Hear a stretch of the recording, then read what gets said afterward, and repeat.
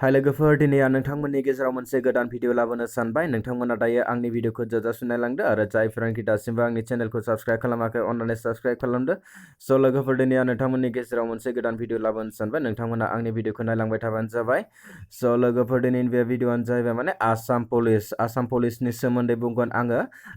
स' बेवहाय Assam police 2021 recruitment Assam police recruitment 2021 एसए बियो जानानै थांबाय। आसाम पुलिस एडमिट कार्ड कनस्टेबलनि बेयो माने सोलिदों नामा आं बेखौ एक्चुअलि बेखौ भिडिअखौ लाबोथ'ला। आसाम पुलिस एडमिट कार्ड माने एडमिट कार्डआ कनस्टेबल ओंखारदोंना ओंखाराखै आं माने बेखौ भिडिअ खालामथ'ला। स' आं दायो आसाम पुलिस टु रिक्रुइट 35,000 माने 35,000 भेकेन्सि दङ। स' आं माने बेखौ भिडिअ खालामगोन। स' नोंथांमोना दायो आंनि भिडिअखौ जोबजासिम नायलांबाय थायोब्लानो जाबाय।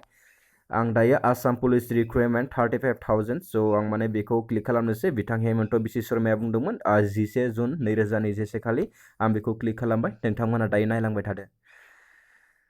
स' लोगोफोर बेवहाय टटेल भेकेन्सिखौ होदों नै 35,000 स' नोंथांमोना दायो नायलांबाय थायोब्लानो जाबाय। Assam police recruitment 35,000 police Assam police दे लोगोफोर। स' नोंथांमोना बेखौ एप्लाइ खालामनो हागोन। बे माने एप्लाइआ जायाखै जागोनसो। सर्ट इनफरमेसन बिथां डक्टर हेमन्त बिश्व शर्माया बुंदोंमोन जे आसाम पुलिसाव 35,000 केन्डिडेट्स लागोन होननानै। बेवहाय माने गासैबो खारनो मोनगोन हौवासा हिन्जावसा गासैबो खारनो मोनगोन। बर' मानसियाल'सो खारनो मोननाय नङा गासैबो मोनगोन माने खारनो।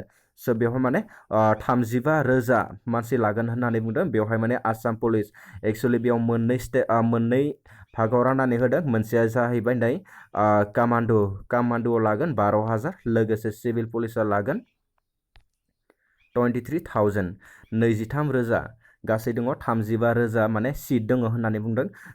नोंथांमोना बेखौ एप्लाइ खालामनो हागोन माने जायफोरानोखि माने आसाम पुलिसाव माने खारनो गोसो दङ। स' नोंथांमोना बेखौ एप्लाइ खालामनो हागोन। बियो दासिमहालागै एप्लाइ जायाखै।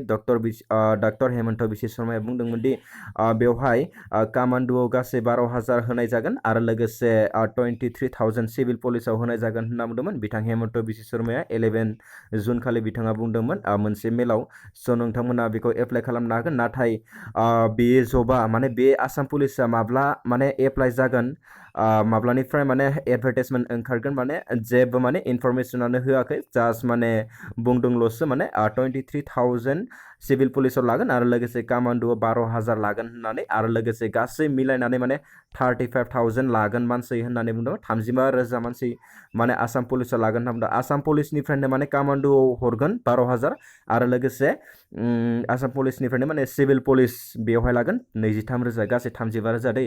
स' नोंथांमोना बेखौ एप्लाइ खालामनो हागोन जायफोरानोखि माने आसाम पुलिस बा कामान्ड'आव माने साख्रि मावनो गोसो दङ। स' नोंथांमोना बेखौ एप्लाइ खालामनो हागोन। नाथाय बेनि एप्लाइनि सोमोन्दै बेवहाय जेबो बुङाखै आरो लोगोसे एडभार्टाइजमेन्ट माने बे जबनि इनफरमेसन माने बेसेबां खारनाय बारनाय बेसेबां गोजौ नांगौ माने देहानि माने गिलिरखौ बेसेबां नांगौ आरो लोगोसे गोजौ बेफोरखौ माने बेवहाय जेबो माने होनाय जायाखै। मानो होनब्ला बेयो माने जास्ट माने इनफरमेसनखौ होदोंल'सो माने 35,000 आसाम पुलिसाव लागोन होननानै। नाथाय एप्लाइआ जाथ'वाखै जासिगोन बेयो माने एप्लाइआ नाथाय ओंखारथ'वाखै। स' नोंथांमोना बेखौ एप्लाइ खालामनो हागोन।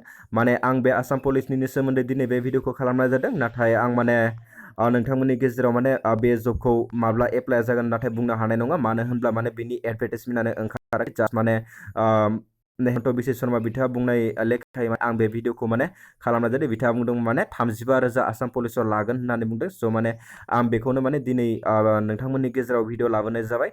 स' लोगोफोर नोंथांमोना बेखौ गासैबो एप्लाइ खालामनो हागोन। हौवासा हिन्जावसा गासैबो माने हारिनि मानसिफोरानो बेखौ एप्लाइ खालामनो हागोन। माने अकल ST OBC जेनेरेल फोराल'सो खालामनो मोननाय नङा खालामनो हानाय नङा माने गासैबो हागोन होननानै बुंदों। स' नोंथांमोना बेवहाय खारनाया जागोन। खारनायाथ' कम्पालसरिखा खारनाय बारनाय गासैबो जाखागोन। स' नोंथांमोना बेखौ एप्लाइ खालामनो हागोन जायफोरानोखि माने आसाम पुलिसाव माने जब मावनो गोसो दङ। स' इजिलि माने एप्लाइ खालामनो हागोन। स' लोगोफोर नोंथांमोननि गेजेराव आं दिनै माने आसाम पुलिसनि सोमोन्दै सर्ट इनफरमेसन होबाय। स' आसा खालामो नोंथांमोना आंनि भिडिअखौ मोजां मोनदोंब्ला लाइक खालामदो साबस्क्राइब खालामदो आरो लोगोसे आंनि चेनेलखौ हाजासे शेयार खालामदो आरो जायफोरानोखि माने दासिमबो आंनि चेनेलखौ गोदानै साबस्क्राइब खालामाखै अननानै साबस्क्राइब खालामदो। लोगोसे आसाम पुलिसनि सोमोन्दै माबाफोर नायनो लुबैदोंब्ला स' नोंथांमोना आंनि डिसक्रिपसनाव थांनानै नायनो हागोन। आङो अलरेडि डिसक्रिपसनाव लिंकखौ होनानै दोनदों। स' लोगोफोर थेंक्स फर वाचिं।